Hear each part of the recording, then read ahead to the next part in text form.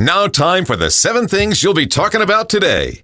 Number 7. The International Brotherhood of Teamsters has decided not to endorse a presidential candidate for the 2024 election, signaling a shift in its political strategy.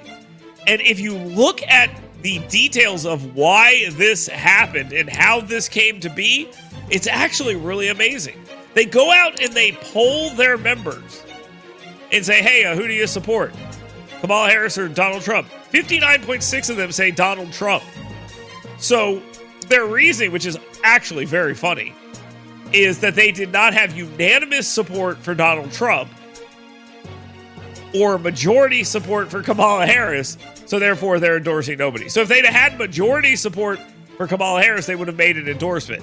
But because they have majority endorsement or support for Donald Trump, but not unanimous support, they're endorsing nobody. This is a real shift here. This is an interesting number. Number 6. The most hilarious military operation in history gets funnier as more explosions, this time in walkie-talkies, injure even more of the terrorist organization Hezbollah's members, and they announced the death of 5 members killed by previous Israeli attacks. Yes, they're parading their bodies through the street, and everyone's like, how'd they die? Oh, their beavers killed them.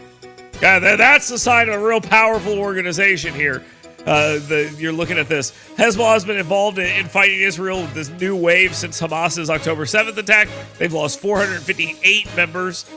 These announcements followed a wave of explosions in Lebanon, allegedly caused by Israel. Allegedly. I mean, hasn't Israel basically said, ha, we did this? I mean, I think it's pretty clear what they've done here. 14 deaths allegedly, 450 injuries.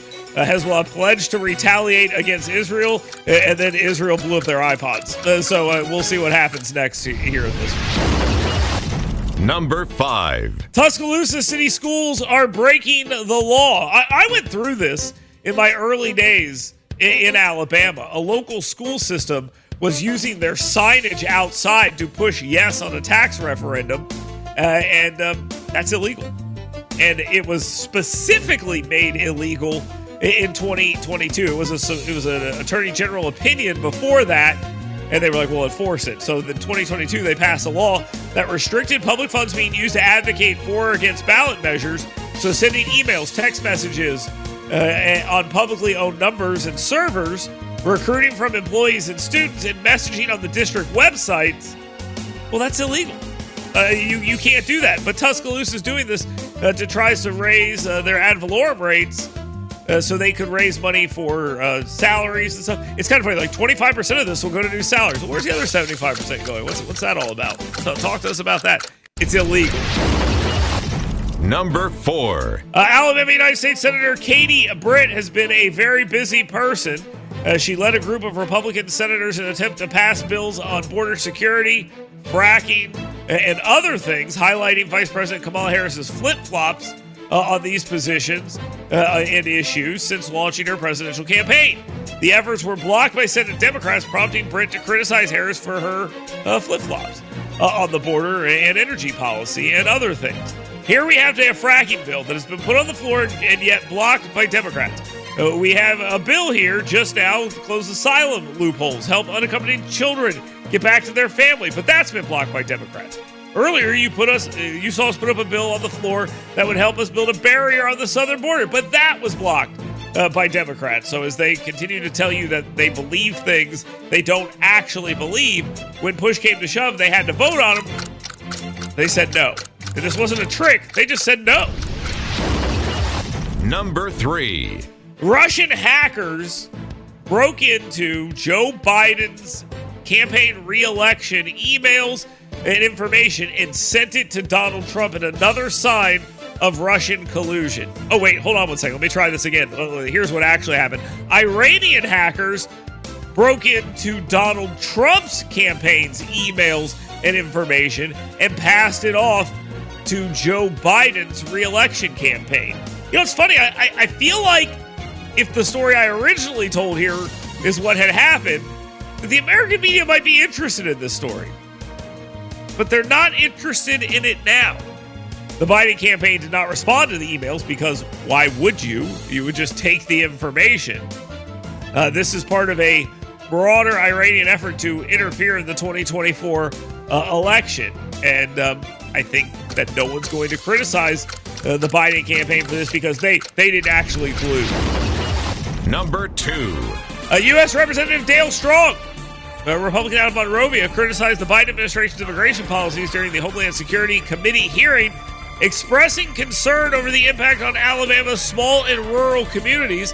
Strong questioned why Vice President Harris and Alejandro Mayorkas, the Secretary of Homeland Security, have allowed illegal immigration to devastate their own state, referencing California. Here's what he said. It sends a clear message to every American that they would allow this to happen to their home state and in their own communities. And if they don't care about what's happening in their own backyards, why would they care about what's happening in Alabama? I think that is obvious. And he's right. It is rather obvious. They don't care about this. They are allowing this to happen, like he said, at home. So why wouldn't they let that happen elsewhere around the country? It's a good point. Dale Strong made it. Good for him. Now, time for the number 1 thing you'll be talking about today. In a Fox News poll, Vice President Kamala Harris leads President Donald Trump by 2 points head to head. This is drawing a lot of attention and getting a lot of people somewhat worried about this. Now, I wouldn't worry too much about this, and I'll tell you why here in just a second, but these numbers from the Fox News poll are worth looking at and worth talking about, because this 2 points is a number that Donald Trump needs to worry about. If it gets much further than this, you might be looking at a situation where you might need to actually worry about this. As of right now, I'm not sure that I would worry about this quite yet, but there are probably reasons to be somewhat concerned about the direction this is heading in. Now, when it comes to independents in this poll, they are still breaking towards Donald Trump. You also have an interesting number of African Americans in recent polls supporting Donald Trump. You see that. So that kind of stuff is happening. But across the board, we are looking at some pretty interesting polling. Here's some other polling you might find interesting. In Pennsylvania, 48 Harris, 48 Trump. In North Carolina, Trump 46, Harris 41. In Georgia, you were looking at Trump 50, Harris 47. In Pennsylvania, in another poll, you have 50-46. So we've got a close race here. Okay, this is a close race here that you're looking at. And, like I said, if it's close in the general election, then the swing states, I think you're going to find that Donald Trump's going to be positioned pretty well. But 2 points nationally, I wouldn't be very excited about that. I definitely would not. It's definitely moving in the wrong direction.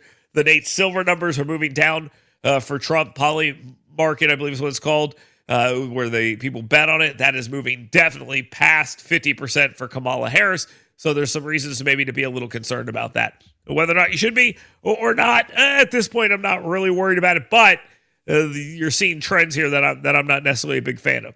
If you'd like to weigh in here, it is all very simple for you to do so. You can talk or text 866-494-WVNN,